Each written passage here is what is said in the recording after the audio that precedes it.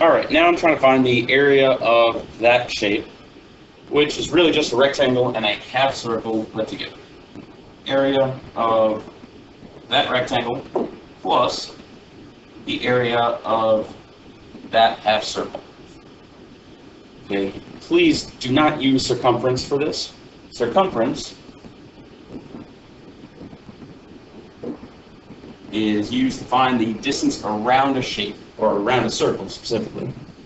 That's dealing with perimeter. That's not what I'm finding here. I'm dealing with the area of a circle. So I'm going to use area, which is pi r squared. So I need the radius of that circle. So I know the diameter of that circle right now. I know that this is 12. So to go from diameter to radius, 12 is the diameter. To get to the radius, I'm going to divide that by 2. That gives me that the radius is 6. That's the number I want to plug in to the area formula. That's the only number I really need for area of a circle.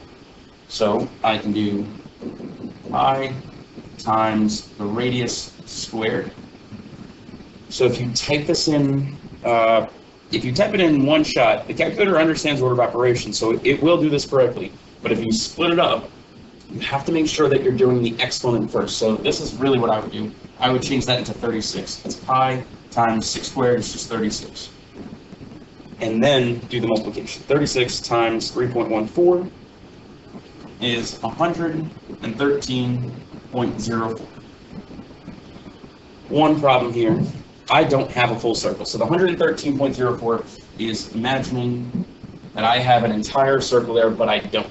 I only have half of a circle. I mean, I do have this section of the circle that is a part of the shape, but that's going to be counted in the rectangle, so I don't want to count that twice. I really just want to count this part. I'm going to shade it in red.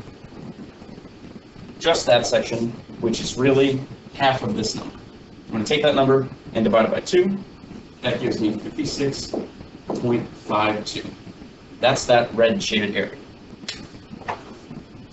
Now, I want to find the area of that rectangle, but that's kind of easy because I have the length and width already. So I get to do just 12 times 14, which is 168.